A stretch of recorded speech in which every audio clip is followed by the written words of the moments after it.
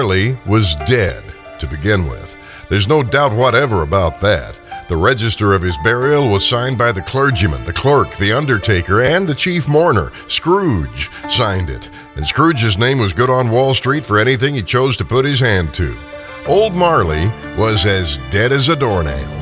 Now, I don't mean to say that I know what there is particularly dead about a doornail. I might have been inclined myself to regard a coffin nail as the deadest piece of ironmongery in the trade. But you'll permit me to repeat emphatically that Marley was as dead as a doornail. Scrooge knew he was dead? Well, of course he did. How could it be otherwise? Scrooge and he were partners for I don't know how many years, and even Scrooge was not so dreadfully cut up by the sad event, but that he was an excellent man of business on the very day of the funeral and solemnized it with an undoubted bargain. Scrooge never painted out old Marley's name. There it stood, years afterwards, above the warehouse door. Scrooge and Marley. Sometimes people new to the business called Scrooge, Scrooge, and sometimes Marley, but he answered to both names. It was all the same to him. Oh, but he was a tight-fisted hand at the grindstone. Scrooge, a squeezing, wrenching, grasping, scraping, clutching, covetous old sinner. Hard and sharp as flint, from which no steel had ever struck out generous fire. He carried his own low temperature always about with him, and didn't thaw at 1 degree at Christmas.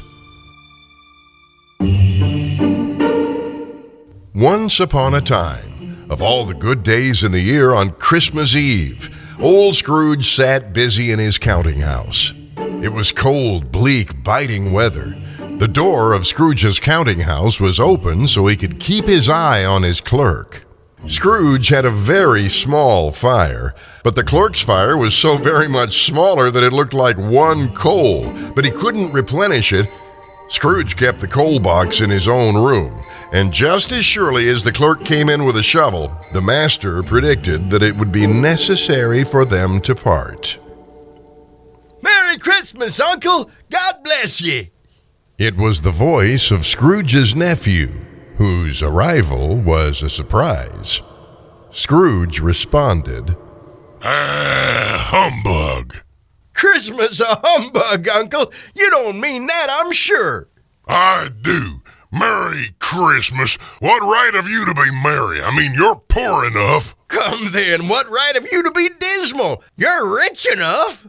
Humbug. Now, don't be cross, Uncle. Well, what else can I be when I live in such a world of fools like this one? Merry Christmas. Out on Merry Christmas. What's Christmas time to you but a time for paying bills without money? A time for finding yourself a year older but not an hour richer? If I could have my way, every idiot who goes around with Merry Christmas on his lips would be boiled in his own pudding and buried with a stake of holly through his heart. He oughta. Uncle! Nephew, keep Christmas your own way and let me keep it in mine. Keep it? But you don't keep it. Let me leave it alone then. Much good it's ever done you. I'm sure I've always thought of Christmas time as a good time, a kind, forgiving, charitable, pleasant time. And therefore, Uncle Scrooge, though it's never put a scrap of gold or silver in my pocket, I believe it has done me good, and it will do me good, and I say, God bless it. The clerk in the tank involuntarily applauded.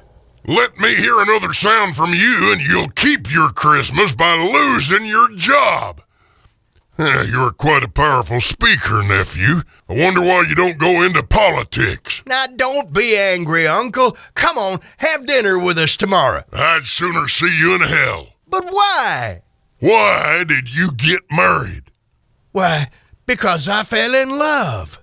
Because you fell in love.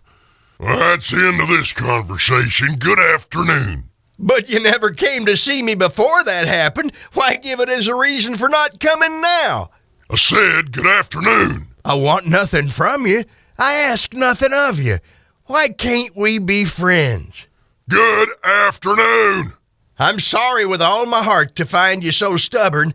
We've never had any quarrel I know of, but I made this trip in honor of Christmas, and I'll keep my Christmas spirit to the last. So, a Merry Christmas, Uncle. Good afternoon. And a Happy New Year. Good afternoon.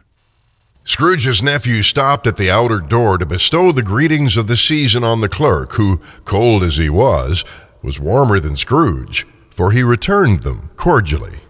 There's another one. My clerk on $400 a week with a wife and family talking about a Merry Christmas. I'll retire to the funny farm. Cratchit, in letting Scrooge's nephew out, had let two other people in. They were portly gentlemen, pleasant to behold, and now stood with their hats off in Scrooge's office.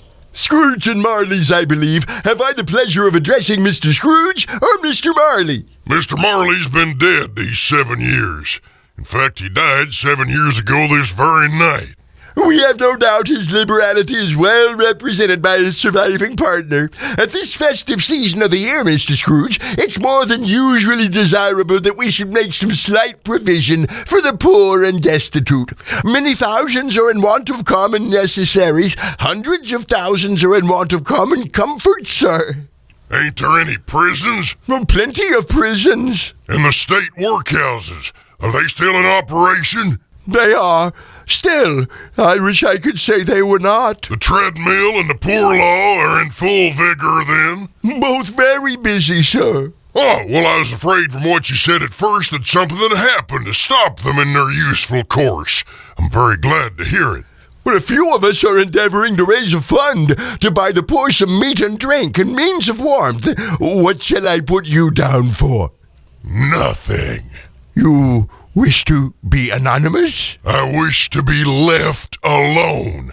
Since you asked me what I wish, gentlemen, that's my answer. I don't make merry myself at Christmas, and I can't afford to make idle people merry. I help support the establishments I've mentioned, and they cost enough. Everybody who's bad off ought to go there. Many can't go there, and many would rather die. Well, if they'd rather die, they ought to do it and decrease the surplus population. Good afternoon, gentlemen. The gentlemen withdrew. Scrooge resumed his labors with an improved opinion of himself. Foggier yet, and colder, piercing, searching, biting cold. The owner of one scant young nose, gnawed and mumbled by the hungry cold as bones are gnawed by dogs, stopped down at Scrooge's keyhole to regale him with a Christmas carol. But at the first sound of God rest ye merry gentlemen, let nothing you dismay, Scrooge seized the ruler with such energy of action that the singer fled in terror. At length, the hour of shutting up the counting house arrived. You'll want off all day tomorrow, I reckon. If quite convenient, sir. It ain't convenient, and it ain't fair. But if I was to hold $40 out of your paycheck for it, you'd think you's being abused, I reckon. But it's only once a year, sir. That's a poor excuse for picking my pocket every 25th of December. But I suppose you gotta have the whole day. Be here that much earlier the next morning. Cratchit promised that he would, and in honor of its being Christmas Eve, he ran home to Camden Town as hard as he could pelt to play games with his family. Scrooge took his usual melancholy dinner in his usual melancholy tavern. Then he went home.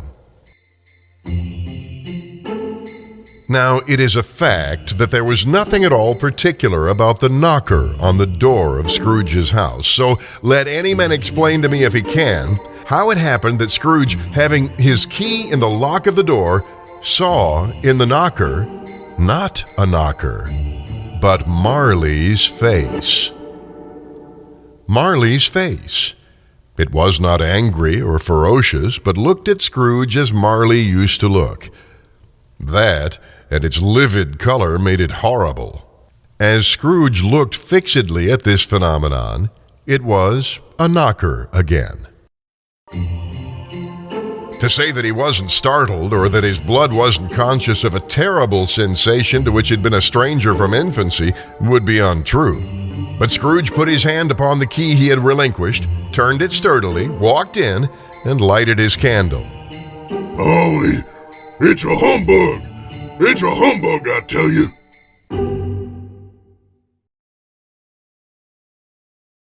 He walked across the hall and up the stairs. It was pretty dark, but up Scrooge went. Darkness is cheap, and Scrooge liked it. He closed his door and locked himself in. Double locked himself in, which was not his custom. Thus secured, he sat down before the fire. His glance happened to rest upon a bell that hung in the room and communicated with another chamber in the building. It was with great astonishment that he saw this bell begin to swing. Soon, it rang out loudly, and so did every bell in the house.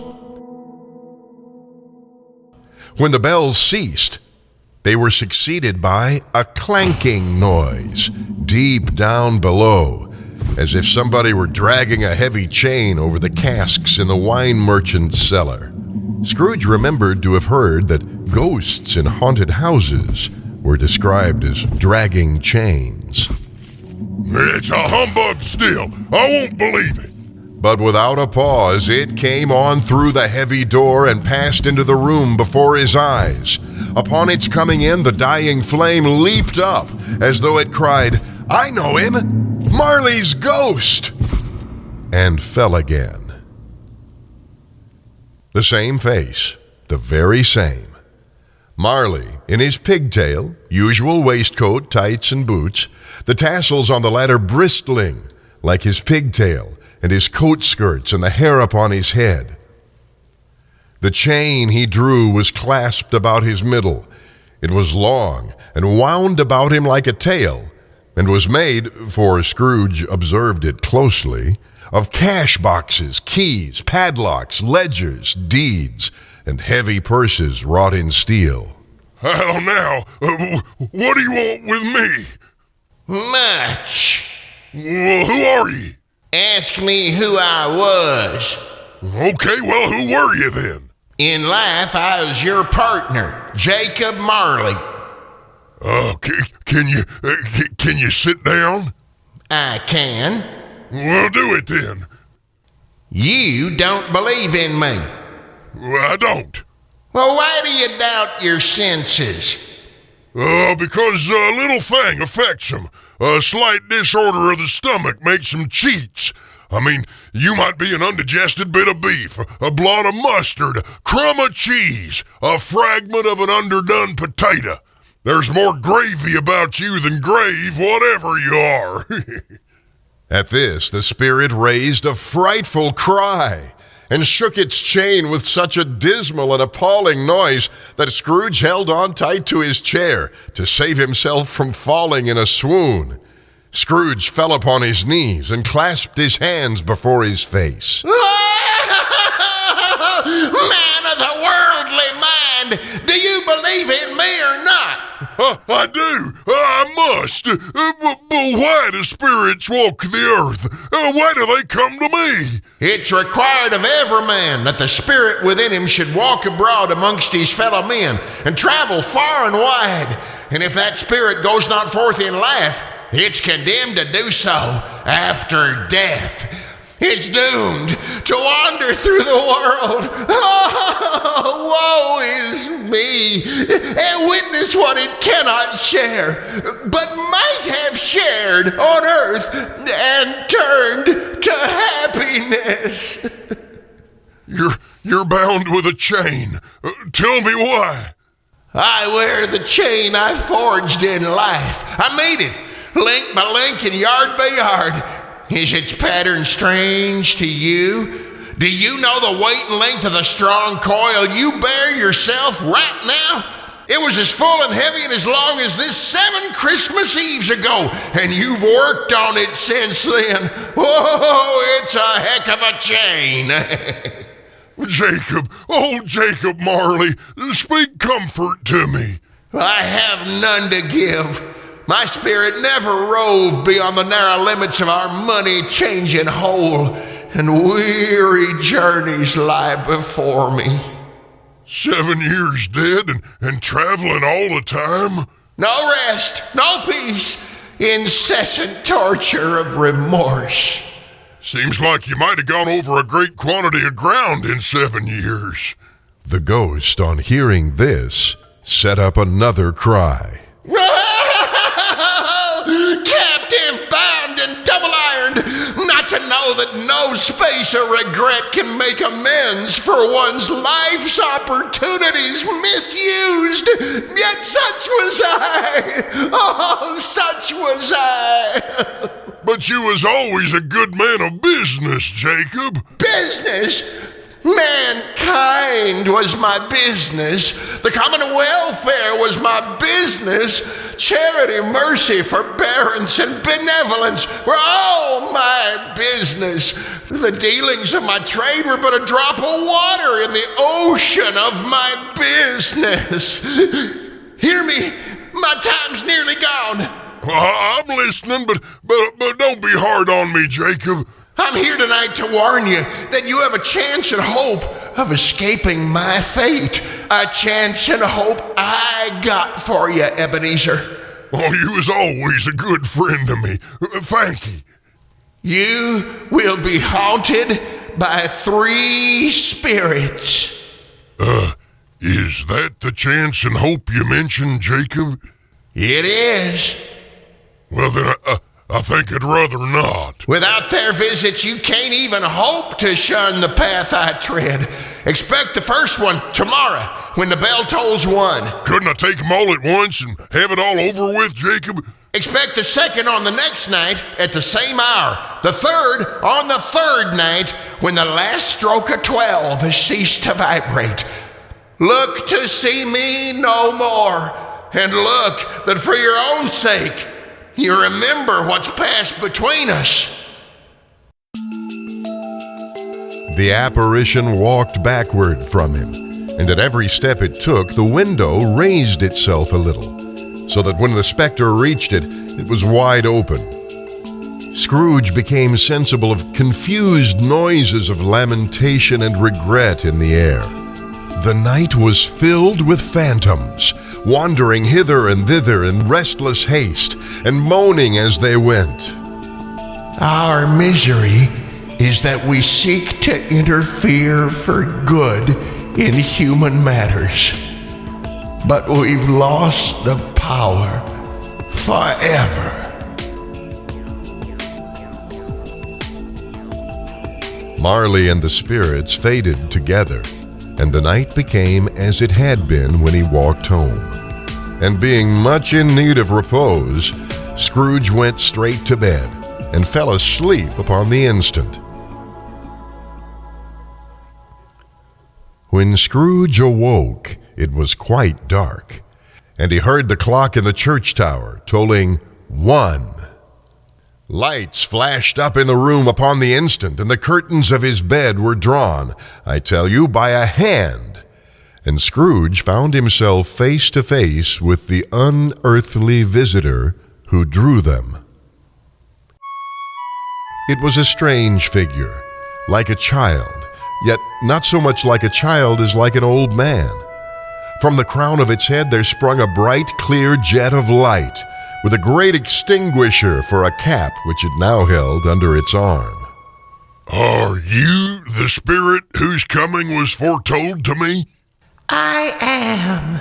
Who and what are you? I am the ghost of Christmas past. Oh, long past? No, your past. The light from your head, that's so bright. Would you mind putting your hat on? What? Would you so soon put out with worldly hands the light I give? Is it not enough that you're one of those whose passions made this cap and forced me through the whole train of years to wear it low on my brow? Well, I meant no offense, honest, but what's your business with me? Your welfare. Well, a decent night's sleep would have been better for that. Your reclamation, then. Take heed, rise, and walk with me. Scrooge rose, but finding that the spirit made towards the window, clasped his robe in supplication. But I'm a mortal. I'm liable to fall. Bear but a touch of my hand upon your heart, and you shall be upheld in more than this." As the words were spoken, they passed through the wall and stood upon an open country road with fields on either hand. The city had entirely vanished. Good heaven! I was born and bred in this place. I was a boy here. "You remember the way?" Remember it? I could walk it blindfold. "Strange to have forgotten it for so many years. Let us go on." Some shaggy ponies were now seen trotting toward them, with boys upon their backs, who called out to other boys in country gigs and carts, all in great spirits. "These are but shadows of the things that have been. They have no consciousness of us. They're going home from school for Christmas. But one solitary child, neglected by his friends, is left there still." I know. They went, the ghost and Scrooge, into a melancholy room full of desks. At one of these, a lonely boy was reading near a feeble fire, and Scrooge sat down and wept to see his poor, forgotten self as he used to be. Suddenly, a man in foreign garments stood outside the window, with an axe stuck in his belt, and leading by the bridle an ass laden with wood. Why, it's Ali Baba. Dear old honest Ali Baba. Yes, I know. One Christmas time, when that lonely little boy was left here, Ali Baba did come for the first time, just like that. Poor boy. I wish, but it's too late now. "Why, what is the matter?" Nothing. There was a boy singing a Christmas carol at my door last night. I ought to given him something, that's all. "Let us see another Christmas." At that, a door opened, and a little girl, much younger than the boy, came darting in, and throwing her arms around his neck and often kissing him, addressed him as her dear, dear brother. "I've come to bring you home, dear brother, to bring you home. Home, little fan? Yes, home for good and all, home forever and ever. Father's so much kinder than he used to be that home's like heaven. He spoke so gently to me one night when I was going to bed that I was not afraid to ask him once more if you might come home. And he said, yes, you should. And he sent me in a coach to bring you, and we're to be together all Christmas long and have the merriest time in the world." Always a delicate creature whom a breath might have withered, but she had a large heart.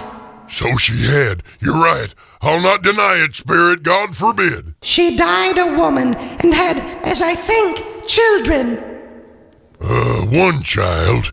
True. Your nephew. They were now in the busy thoroughfares of a city, where the ghost stopped at a certain warehouse door and asked Scrooge if he knew it. Know it? I was apprenticed here. At the sight of an old gentleman in a Welsh wig sitting behind a high desk, Scrooge cried out in great excitement. I'll be darned, it's old Fezziwig. Bless his heart, it's Fezziwig, alive again. Yo-ho there, Ebenezer, Dick! Scrooge's former self, now grown a young man, came briskly in, accompanied by his fellow apprentice. Why, it's Dick Wilkins, as I live and breathe. Bless me, yes, there he is. He was very much attached to me, was Dick. Poor Dick Wilkins, oh, my dear. Yo-ho, my boys, no more work tonight. Christmas Eve, Dick. Christmas, Ebenezer. Let's have the shutters up before a man can see Jack Robinson. Clear away, lads, and let's have a lot of room here. Hilly-ho, Dick. Cheer up, Ebenezer. In no time, the warehouse was as snug and warm and dry and bright a ballroom as you would desire to see upon a winter's night. In came a fiddler with a music book. In came Mrs. Fezziwig, one vast, substantial smile. In came the 3 Miss Fezziwigs, beaming and lovable. In came the 6 young followers whose hearts they broke. In came all the young men and women employed in the business, and so many others. There were dances, and there was cake, and there was a great piece of cold roast, and there were mince pies and plenty of beer. During the whole of this time, Scrooge had acted like a man out of his wits. His heart and soul were in the scene, and with his former self. A small matter to make these silly folks so full of gratitude. Small? What do you mean small? Why, is it not? He spent but a few dollars of your mortal money. 200 or 300 maybe. Is that so much he deserves this praise? Well, it ain't that, Spirit. I mean, he's got the power to make us happy or unhappy, to make our jobs light or heavy, a pleasure or a toil. The happiness he gives, why, it's quite as great as if it cost a fortune. Why, what's the matter? Well, nothing in particular. Something, I think. No, I'd just like to be able to say a word or two to my clerk just now, that's all. My time grows short. Quick! Again, Scrooge saw himself. He was older now. There was an eager, greedy, restless motion in the eye, which showed the passion that had taken root. He was not alone, but sat by the side of a fair young girl in a mourning dress, in whose eyes there were tears. It matters little. To you, very little. Another idol has displaced me. What idol? A golden one. There's nothing on which the world is so hard as poverty, and there's nothing it professes to condemn with such severity as the pursuit of wealth. You fear the world too much. All your other hopes have merged into the hope of gain. What then? Even if I've grown that much wiser, what then? I'm not changed towards you. Our contract is an old one. It was made when we were both poor and content to be so.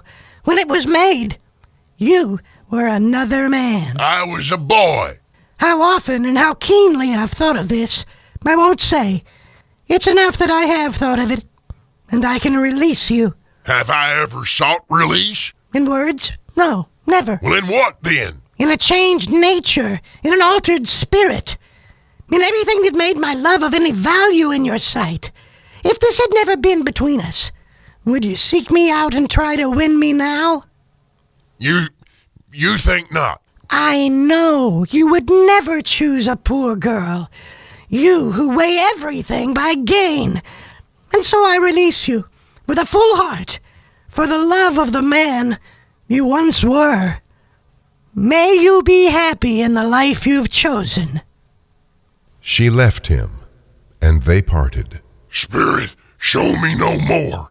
Take me home. Why do you delight in torturing me? One shadow more. No, I don't want to see it. Don't show me anymore. But the relentless ghost took him to another scene and place, a room not very large or handsome, but full of comfort. Near to the winter fire sat a beautiful young girl, so like that last that Scrooge believed it was the same, until he saw her, now a comely matron, sitting opposite her daughter.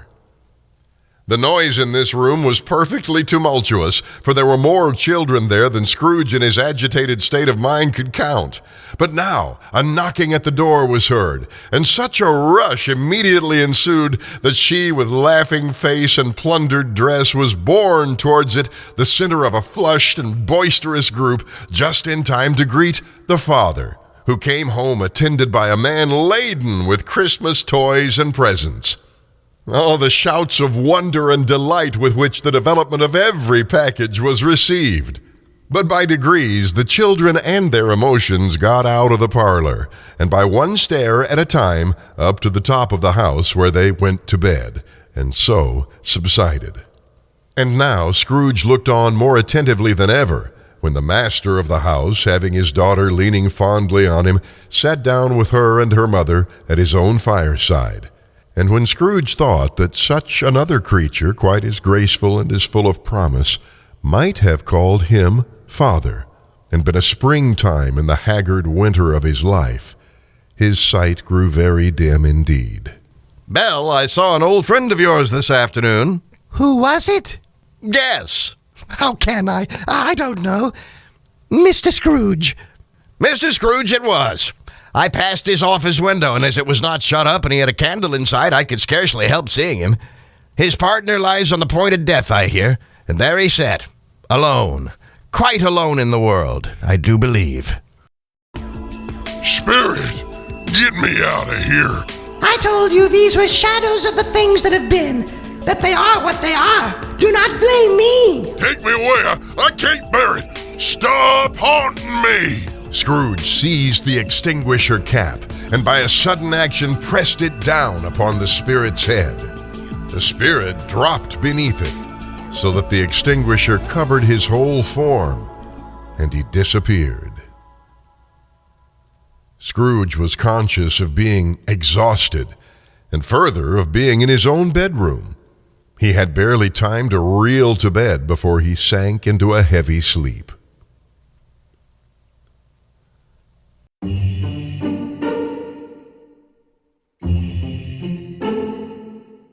Awakening, Scrooge was prepared for almost anything, but he wasn't by any means prepared for nothing. And consequently, when the bell struck 1 and no shape appeared, he was taken with a violent fit of trembling. What he did see was a light creeping in through the crack in the door from the bedroom to the sitting room. So he got up softly and shuffled in his slippers to the door. The moment Scrooge's hand was on the lock, a strange voice called him by his name and bade him enter. He obeyed. It was his own room, there was no doubt about that, but it had undergone such a surprising transformation. The walls and ceiling were so hung with living green, and such a mighty blaze went roaring up the chimney as that dull hearth had never known in Scrooge's time, or Marley's, or for many and many a winter season gone. Heaped up on the floor to form a kind of throne were festive foods of every kind, and upon them sat a jolly giant who bore a glowing torch. Come in and know me better, man. I am the ghost of Christmas present. You've never seen the like of me before. No, never. Have you never walked forth with the younger members of my family, my elder brothers born these later years? I'm afraid not. Have you had many brothers, Spirit? More than 2,000! Well, that's a big family to provide for. The ghost of Christmas present rose. Spirit, you take me wherever you want to. I was made to go out last night, but I learned a lesson I think is working. Tonight, whatever you got to teach me, I just hope I profit by it. Touch my robe! Scrooge did as he was told and held it fast. And suddenly they stood in the city streets on Christmas morning, where there emerged from scores of by-streets and lanes innumerable people carrying their dinners to the bakers' shops. The spirit sprinkled incense on their dinners from his torch. Is there a particular flavor in what you sprinkle out of that there torch? There is. My own. Would it apply to any kind of dinner on this day? To any kindly given, to a poor one most. Why to a poor one most? Because it needs it most. The spirit was on a mission now and led Scrooge straight to the home of his clerk, Bob Cratchit. Whatever has got your precious father, then, and your brother, Tiny Tim? And Martha wasn't as late last Christmas Day by half an hour. Here's Martha, Mother. There's such a goose, Martha. Why, bless your heart alive, my dear, how late you are. We had a deal of work to finish up last night, and I had to clear away this morning, Mother. Well, never mind so long as you're here. Sit on before the fire, darling. Have a warm, Lord bless you. No, there's Father coming. Hide, Martha, hide. So Martha hid herself, and in came Bob with Tiny Tim upon his shoulder. Alas for Tiny Tim, he bore a little crutch and had his limbs supported by an iron frame. Why, where's our Martha? Not coming. Not coming? Not coming upon Christmas Day? Martha didn't like to see him disappointed, even if it were only a joke, so she came out prematurely from behind the closet door and ran into his arms, while the two young Cratchits hustled Tiny Tim and bore him off to the wash house that he might hear the pudding singing in the copper. And how did little Tiny Tim behave? As good as gold, and better. Sometimes he gets thoughtful sitting by himself so much, and he thinks the strangest things you ever heard. He told me coming home that he hoped the people saw him in church because he was a cripple, and it might be pleasant to them to remember on Christmas Day who it was who made lame beggars walk and blind men see. Bob's voice was tremulous when he told them this, and trembled more when he said that Tiny Tim was growing strong and hearty. An active little crutch was heard upon the floor, and back came Tiny Tim before another word was spoken. Such a bustle ensued that you might have thought a goose the rarest of all birds. There was never such a goose. Bob said he didn't believe there was ever such a goose cooked. Its tenderness and flavor, size and cheapness were the themes of universal admiration. But now, the plates being changed by Miss Belinda, Mrs. Cratchit left the room alone, too nervous to bear witnesses, to take the pudding up and bring it in. Suppose it should not be done enough. Suppose it should break in turning out. Suppose somebody should have got over the wall of the backyard and stolen it while they were merry with the goose. A supposition at which the two young Cratchits became livid. All sorts of horrors were supposed. Finally, Mrs. Cratchit entered, flushed, but smiling proudly, with the pudding, blazing in half a quart of ignited brandy, and bedight with Christmas holly stuck into the top. Oh, a wonderful pudding, Bob Cratchit said, and calmly, too, that he regarded it as the greatest success achieved by Mrs. Cratchit since their marriage. Everybody had something to say about it, but nobody said or thought it was at all a small pudding for a large family. Any Cratchit would have blushed to hint at such a thing. At last the dinner was all done, and all the Cratchit family drew round the hearth while Bob served the punch. A Merry Christmas to us all, my dears. God bless us. To which Tiny Tim responded, God bless us, everyone. Spirit, tell me if Tiny Tim will live. I see a vacant seat in a poor chimney corner, and a crutch without an owner, carefully preserved. If these shadows remain unaltered by the future, the child will die. Oh, no, kind spirit. Tell me he'll be spared. If these shadows remain unaltered by the future, none other of my race will find him here. What then? If he be like to die, he had better do it and decrease the surplus population. Scrooge hung his head to hear his own words quoted by the Spirit, and was overcome with penitence and grief. Man, if you be a man in your heart, stop saying those wicked words till you've discovered what the surplus is and where it is. Will you decide what men shall live and what men shall die? It may be that in the sight of heaven, you are more worthless and less fit to live than millions like this poor man's child. Oh, God, to hear the insect on the leaf pronouncing that there is too much life among his hungry brothers in the dust. Scrooge cast his eyes down in shame, but he raised them speedily on hearing his own name. Mr. Scrooge, I give you Mr. Scrooge, the founder of the feast. The founder of the feast, indeed. I wish I had him here. I'd give him a piece of my mind to feast upon, and I hope he'd have a good appetite for it. My dear, the children, Christmas Day. It should be Christmas Day when one drinks the health of such an odious, stingy, hard, unfeeling man as Mr. Scrooge. You know he is, Robert. Nobody knows it better than you do, poor fellow. My dear, Christmas Day. I'll drink his health for your sake, and the day's, but not for his. Long life to him, a Merry Christmas and a Happy New Year. He'll be very merry and very happy, I have no doubt. But then the chestnuts and the jug went round, and Scrooge and the Spirit took their leave into the cold and snow. Suddenly, Scrooge heard a hearty laugh. He said that Christmas was a humbug as I live. He believed it, too.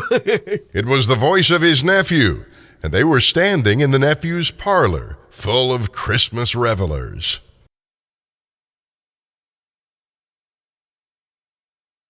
More shame for him, Fred. Scrooge's niece was very pretty, what you would have called provoking, but satisfactory, too. He's a comical old fellow, that's the truth, and not so pleasant as he might be. However, his offenses carry their own punishment, and I have nothing to say against him. I'm sure he's very rich, Fred. At least you always tell me so. What of that, my dear? His wealth is of no use to him. He don't do any good with it. He don't even make himself comfortable with it. He hasn't the satisfaction of thinking that he's ever going to benefit us with it. I have no patience with him. Oh, I have. I'm sorry for him. I couldn't be angry with him if I tried. Who suffers by his ill whims? Himself, always. Here, he takes it into his mind to dislike us, and he won't come to dine with us. What's the consequence? That he loses some pleasant moments which could do him no harm. I mean to give him the same chance every year, whether he likes it or not. Scrooge begged the spirit to stay, but the spirit said this could not be done. Oh, but they're going to play games, Spirit. One more half hour. Just one. It was a game called Yes and No, where Scrooge's nephew had to think of something and the rest must find out what, he only answering to their questions, yes or no. He was thinking of an animal, a live animal, a rather disagreeable animal, a savage animal, an animal that growled and grunted sometimes and talked sometimes and lived in London and was not a horse or an ass or a cow or a bull or a tiger or a dog or a pig or a cat or a bear. At every fresh question that was put to him, this nephew burst into a fresh roar of laughter and was so inexpressibly tickled that he was obliged to get up off the sofa and stamp his feet. At last, the plump sister, falling into a similar state, cried out, I found it out! I know what it is, Fred! I know what it is! Well, what is it? It's your Uncle Scrooge! which it certainly was, to the delight of all. The whole scene passed away in the breath of the last word spoken by his nephew, and Scrooge and the spirit were again upon their travels. Scrooge observed that the ghost grew older, clearly older. My goodness, are spirits' lives so short? My life upon this globe is very brief. It ends tonight at midnight. Hark! The time is drawing near. Beg your pardon, but I'm looking at your robe and I see something strange. I don't think it belongs to you. Yeah, down there at the bottom of your skirt, is that a foot or a claw? It might be a claw, for all the flesh there is upon it. Look here! From the foldings of its robe it brought 2 children, wretched, abject, frightful, hideous, miserable. They knelt down at the spirit's feet and clung upon the outside of its garment. They were a boy and a girl, yellow, meager, ragged, scowling, wolfish, but prostrate too in their humility. Scrooge started back, appalled. Spirit, are they yours? They are man's, but they cling to me. This boy is ignorance. This girl is want. Beware them both, but most of all beware this boy.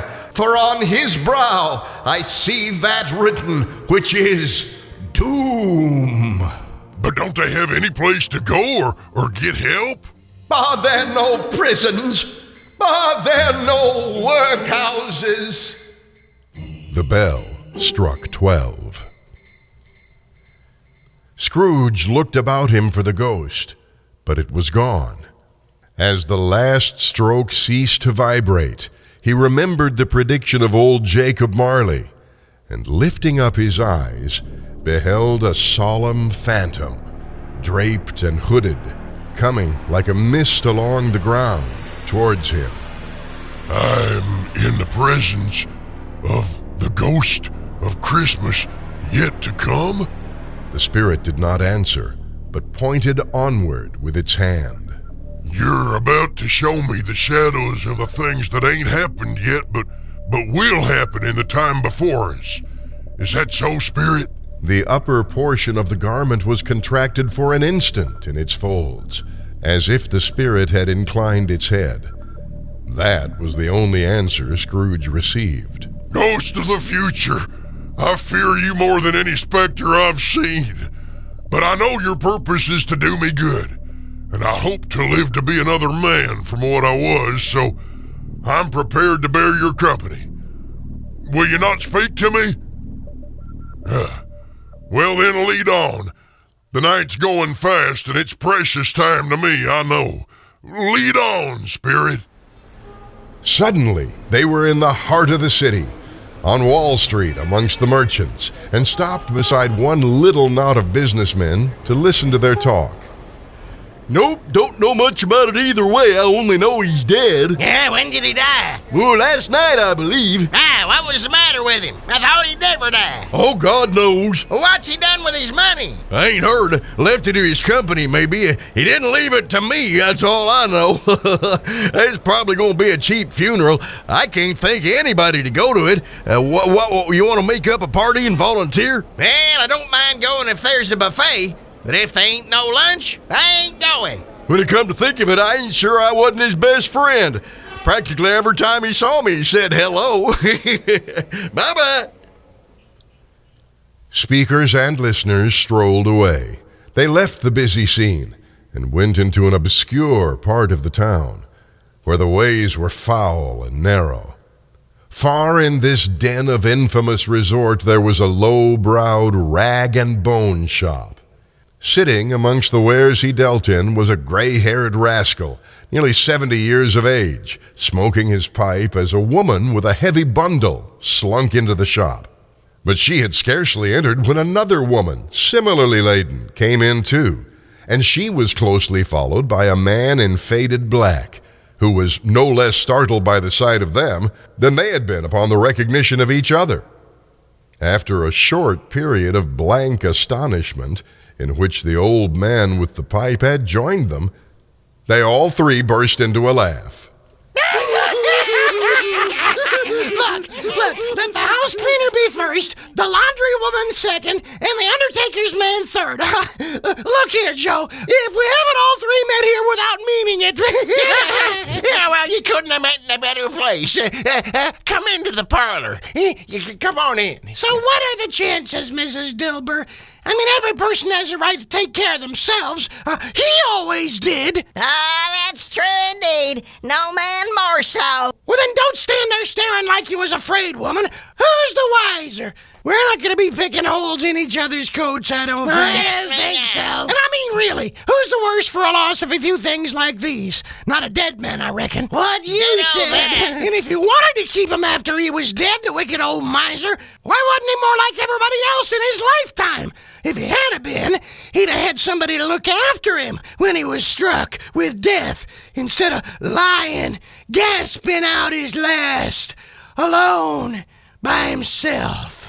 It's the truest word that was ever spoke. It's a judgment on him. I wish it was a little heavier judgment. Man, it would have been if I could have laid my hands on anything else.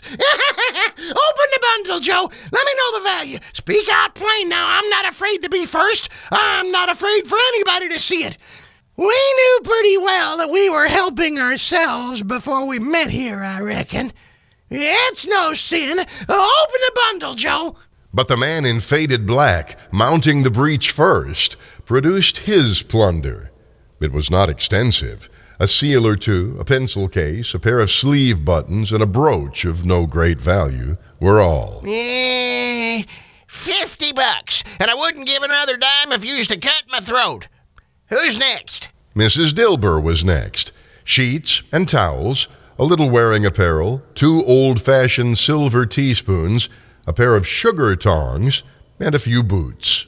Now undo my bundle, Joe.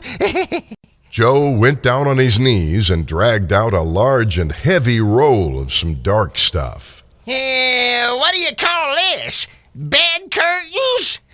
Right, bed curtains. But you don't mean to say you took them down, rings and all, with him lying there? Yes, I do. Why not? Well, you were born to make your fortune, ma'am, and you'll certainly do it. Well, I certainly will never hold back my hand when I can get anything in it by reaching it out. And don't drop oil on the blankets now. His blankets. Well, whose else's do you think? He ain't likely to take cold without him, I dare say. Well, I hope he didn't die of anything catching, did he? Don't you be afraid of that. I ain't so fond of his company I'd hang around for things like this if he did. And you can look through that shirt till your eyes ache. You won't find a hole in it.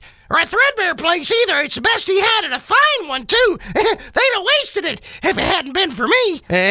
What do you call wasting it? Putting it on him to be buried in, I'm talking about. Somebody was fool enough to do it, but I took it off again.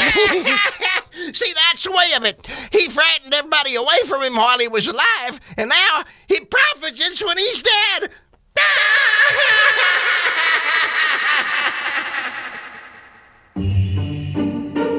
All right, Spirit, I see. The case of this yar unhappy man might be my own. My life tends that way now.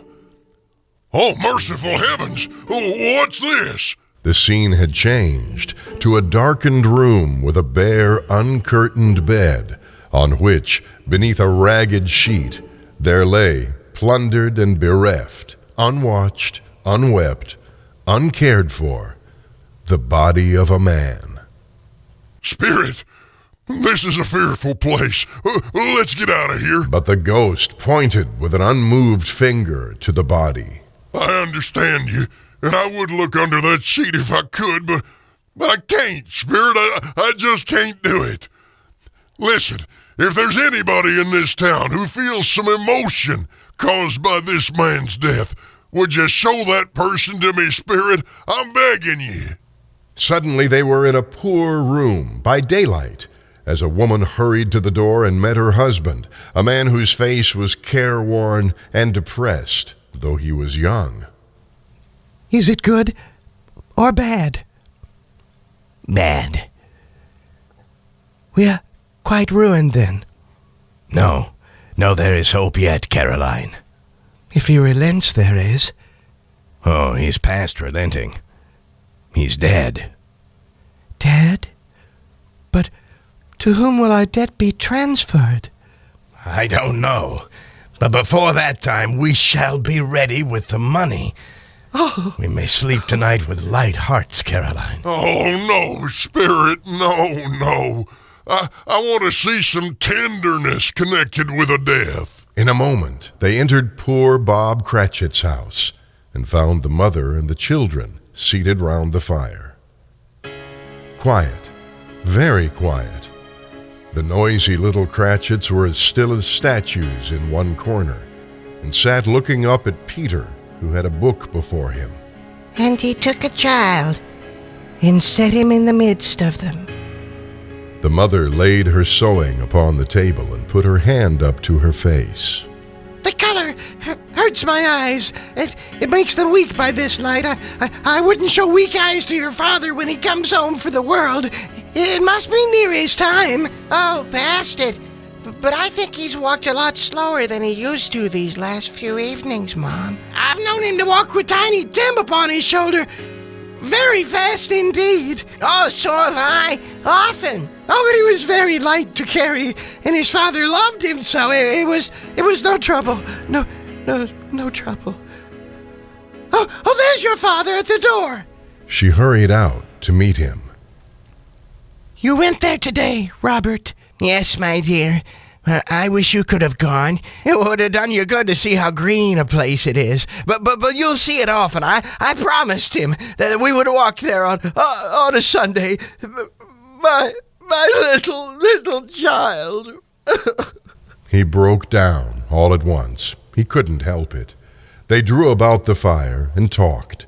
Bob told them of the extraordinary kindness of Mr. Scrooge's nephew, whom he had scarcely seen but once, and who, meeting him in the street that day and seeing that he looked a little down, inquired as to what had happened. I'm heartily sorry for it, Mr. Cratchit, he said, and heartily sorry for your good wife. And by the way, how he knew that, I don't know. Knew what, my dear? I that you were a good wife. Well, everybody knows that. Well observed, my boy.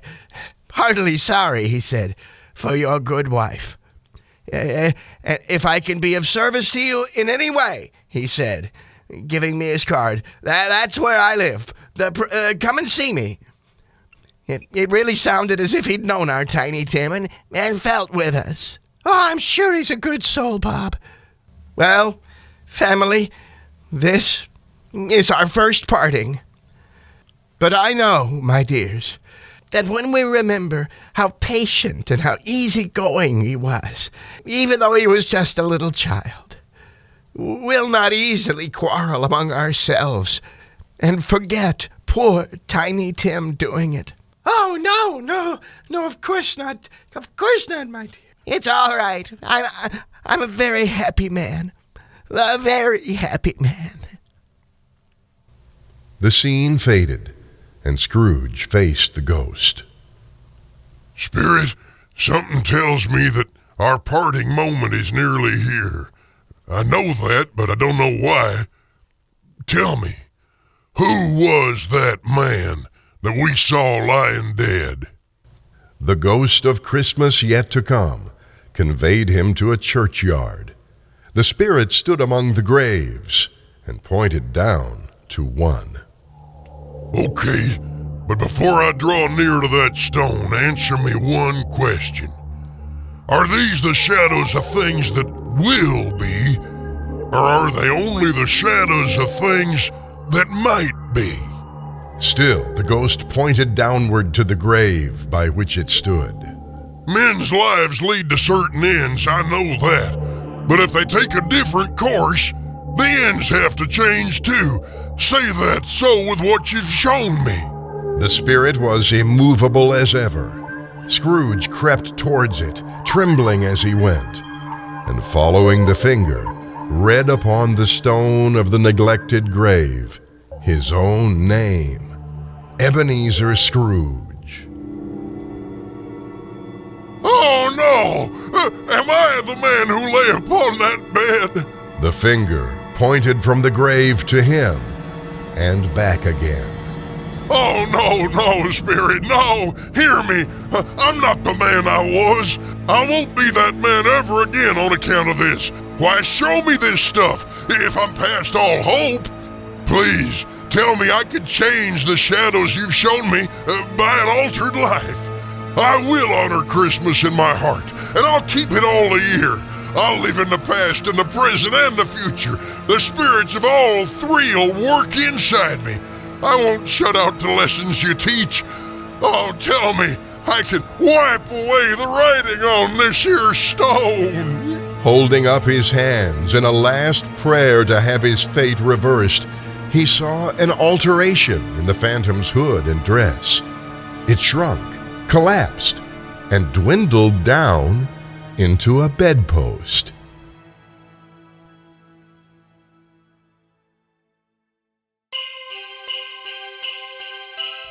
Yes, and the bedpost was his own. The bed was his own. The room was his own. Oh, my goodness!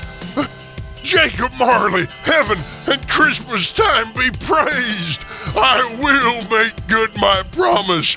I say it on my knees, old Jacob, on my knees. He was so fluttered and so glowing with his good intentions that his broken voice would scarcely answer to his call. He had been sobbing violently in his conflict with the spirit, and his face was wet with tears. He took hold of the bed curtains. They ain't torn down, rings and all.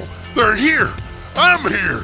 And the shadows of the things that would have been will be blown away. They will be. I know they will. His hands were busy with his garments all this time, turning them inside out, putting them on upside down, tearing them, mislaying them, making them parties to every kind of extravagance. I don't know what to do. I'm light as a feather. I'm happy as an angel. I'm merry as a schoolboy. I'm giddy as a drunken man. A Merry Christmas to everybody.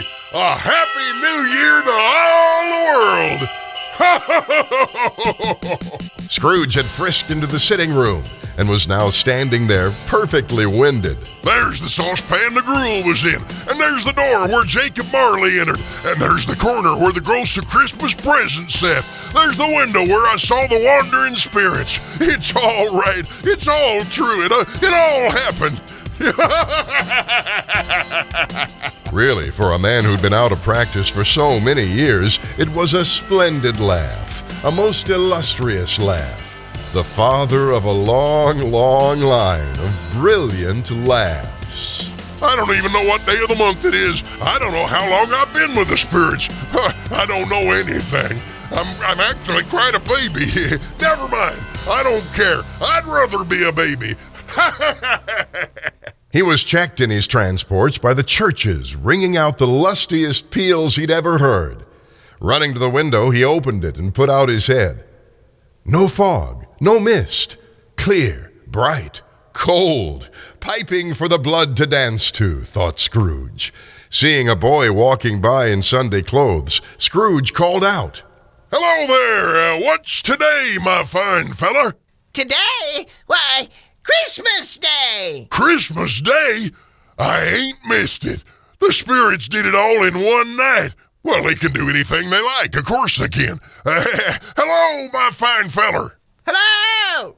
You know the butcher shop in the next street but one there at the corner? But I should hope I did. An intelligent boy, a remarkable boy. Do you know whether they've sold the prize turkey that was hanging up there? Not the little prize turkey, the big one. What, the one as big as me?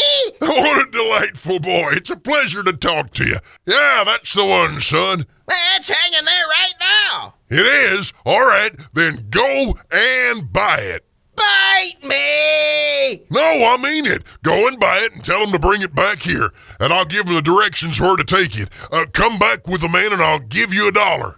Come back with him in less than 5 minutes, I give you $10. The boy was off like a shot.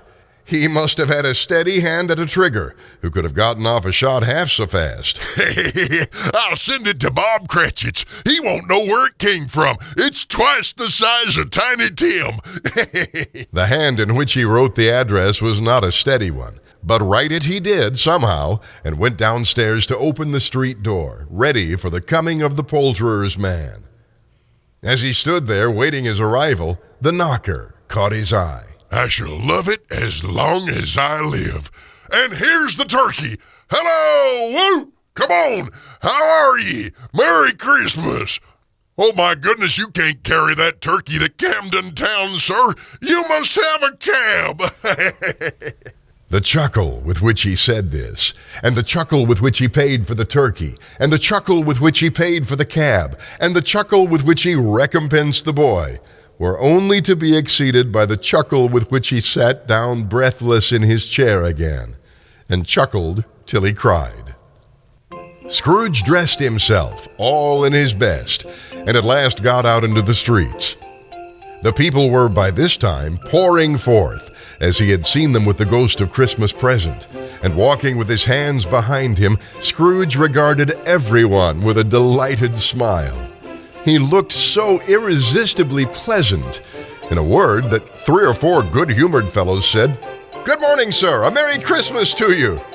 And Scrooge said often afterwards that of all the blithe sounds he had ever heard, those were the blithest in his ears. He had not gone far when, coming on towards him, he beheld the portly gentleman who had walked into his counting-house the day before. He knew what path lay straight before him, and he took it. My dear sir, how do you do? I hope you succeeded yesterday. It was very kind of you. A Merry Christmas to you, sir. Mr. Scrooge? Yeah, that's my name, and I'm afraid it probably isn't very pleasant to you. Allow me to ask your pardon, and would you have the goodness to accept... Lord bless me! My dear Mr. Scrooge, are you serious? If you please, and not a nickel less. There's a great many back payments included in that, and that's the truth. Would you do me that favor? My dear sir, I don't know what to say to such Oh, don't say anything, please. Just come and see me. Will you come and see me? Oh, I will. I will. Thank you. I'm much obliged. Thank you 50 times, and God bless you. Merry Christmas. Scrooge went to church, then walked about the streets and watched the people hurrying to and fro, and patted children on the head, and finally turned his steps toward his nephew's house. He passed the door a dozen times before he had the courage to go up and knock, but he made a dash and did it. The serving girl answered. Is your master at home, my dear? Yes, sir. Where is he, my love? He's in the dining room, sir, along with the mistress. I'll show you upstairs, if you please. Oh, thank you. He knows me. I'll just go in myself. He turned the doorknob gently and sidled his face in, round the door. Fred? Bless my heart. Who's that? It's I. It's your Uncle Scrooge. I've come to dinner. Will you let me in, Fred? Let him in? It's a mercy you didn't shake his arm off. He was at home in 5 minutes and stayed for a wonderful dinner, a wonderful party, wonderful games, wonderful happiness. But he was early at the office the next morning. Oh, he was early there. If he could only be there first and catch Bob Cratchit coming late. That was the thing he had set his heart upon. And he did it. Yes, he did. The clock struck 9. No Bob. 1:15. No Bob. Cratchit was a full 18 minutes and a half behind his time. Scrooge sat with his door wide open that he might see him come into the tank. Bob's hat was off before he opened the door, his comforter too. He was on his stool in a jiffy, driving away with his pen, as if he were trying to overtake 9 o'clock. Scrooge spoke in his accustomed growl. Mr. Cratchit, what do you mean by coming here at this time of day? I'm very sorry, sir. I am behind my time. You are? Yes, I think you are. Step this way, sir, if you please. Well, it's only once a year, sir. It won't be repeated. We were having kind of a party yesterday. To tell the truth, sir, Well, I'm a-telling you what, my friend. I ain't a-gonna stand for this sort of thing no more. And therefore, I'm about to raise your salary. Bob trembled, astonished, and got a little nearer to the ruler. He had a momentary idea of knocking Scrooge down with it, holding him, and calling to the people in the court for help and a straitjacket. A Merry Christmas, Bob. A merrier Christmas, my good feller, than I've given you for many a year. Yeah, I'm going to raise your salary, and I'm going to be there for your struggling family. We'll discuss it all this afternoon over a Christmas feast at the tavern. But right now, Bob, make up the fire. Buy another coal scuttle before you dot another I, Bob Cratchit. Scrooge was better than his word. He did it all, and infinitely more. And to Tiny Tim, who did not die, Scrooge was a second father. He became as good a friend, as good a master, and as good a man as the good old city knew, or any other good old city, town, or borough in the good old world. Some people laughed to see the alteration in him, but he let them laugh, and little heeded them. His own heart laughed, and that was quite enough for him.